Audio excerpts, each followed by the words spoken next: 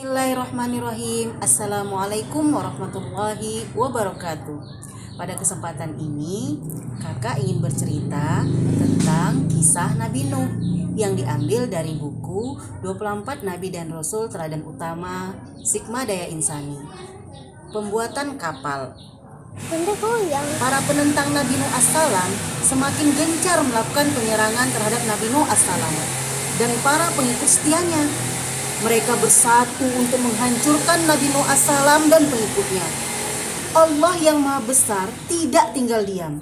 Allah Subhanahu wa Ta'ala terus melindungi Nabi Nuh As-Salam dan para pengikutnya yang telah beriman. Allah Subhanahu wa Ta'ala juga telah menetapkan hukumannya kepada kaum kafir tersebut. Hukuman itu sangat mengerikan.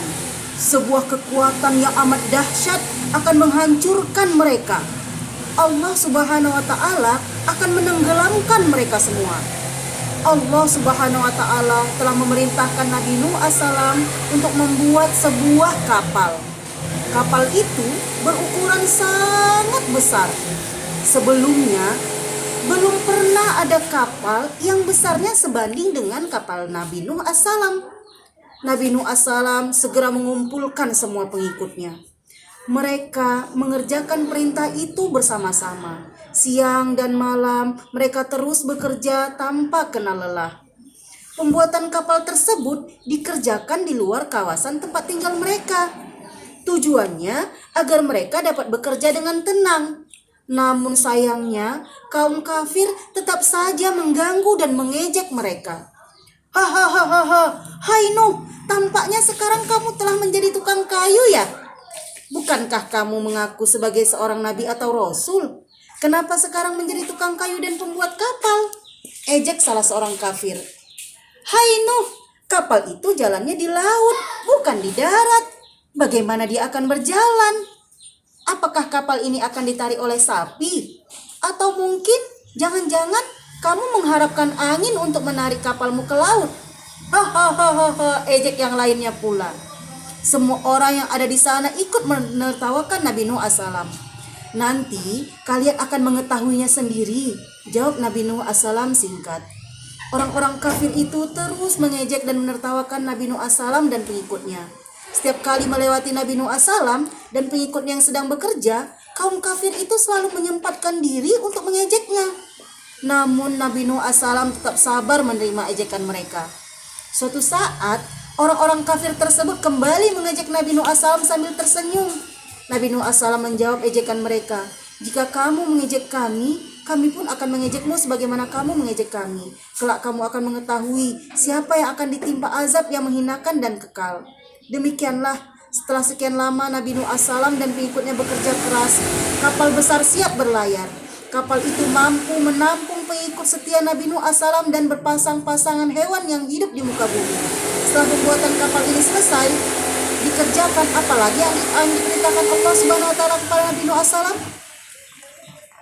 Datangnya azab Allah Subhanahu wa Ta'ala. Sebuah kapal besar telah siap. Saat itu Allah Subhanahu wa Ta'ala kembali menurunkan wahyunya kepada Nabi Nuh As-Salam. Melalui wahyunya Allah Subhanahu wa Ta'ala memberikan tanda-tanda kemunculan azab itu. Nabi Nuh As-Salam diperintahkan untuk membawa seluruh keluarganya dan semua orang yang beriman masuk ke dalam kapal itu.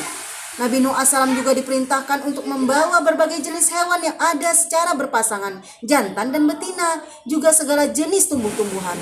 Tanur atau dapur mulai memancarkan air.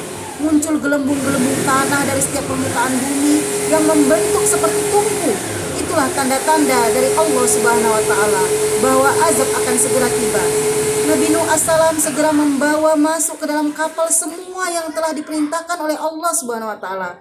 Setelah Nabi Nuh As-Salam dan semua orang beriman masuk ke dalam kapal, Allah Subhanahu wa Ta'ala memerintahkan mereka untuk memujinya sebagai tanda syukur.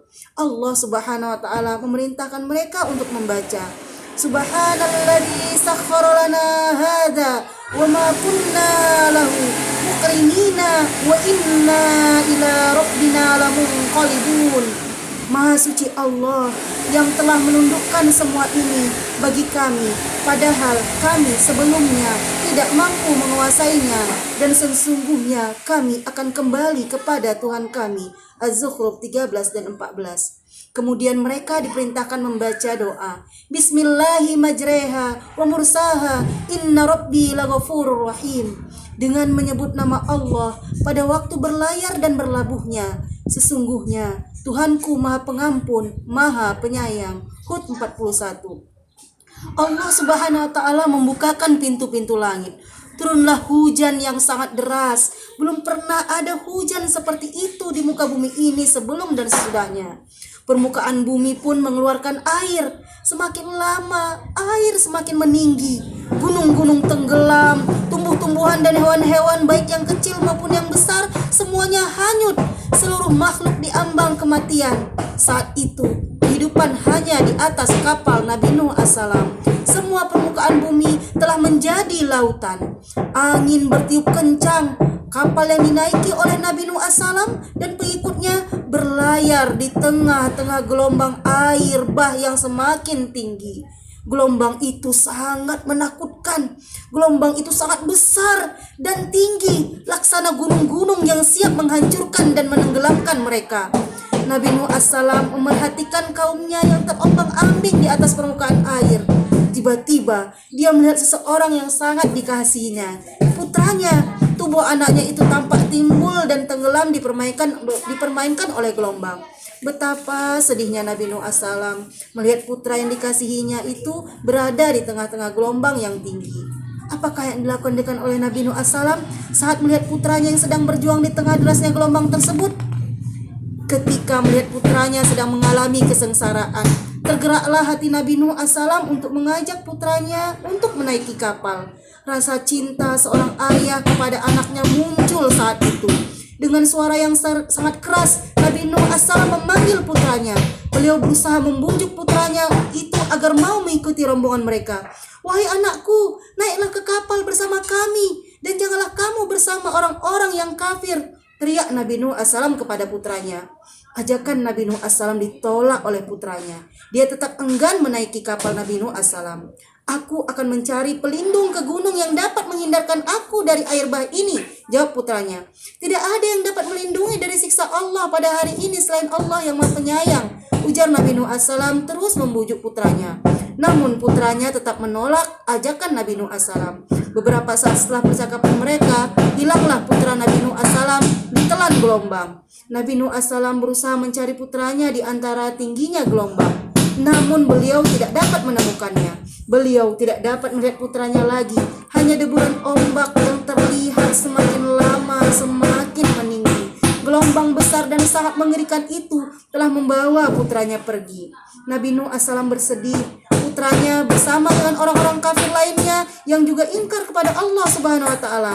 Ikatan darah di antara mereka bukan jaminan sang putra menjadi pengikut setia juga. Allah Maha berkehendak. Itu semua adalah balasan di dunia terhadap perbuatan orang-orang yang ingkar terhadap ajaran Nabi Nuh assalam. Di akhirat kelak Allah Subhanahu wa taala memasukkan mereka ke dalam neraka. Mungkin demikian. Assalamualaikum warahmatullahi wabarakatuh.